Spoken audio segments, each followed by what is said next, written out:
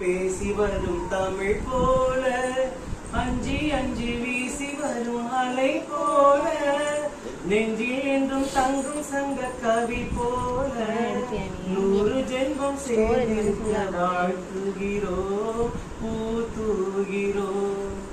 2 வரிகளில் திருக்குறள் இருந்திட காரணம் இருக்கிறதே. கணவன் ஒருவரை மனைவி ஒருவரை அர்த்தம் கிடைக்கிறதே. யார் பெரிதென்ற எண்ணங்கள் வேண்டாம், சிந்தித்து பாருங்கள். சரிசமமாய் உள்ள கோயில் தானே இருக்கும் கோபுரங்கள்.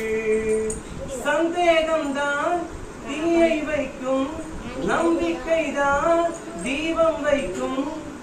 வாழ்வில் எல்லாம் நன்மை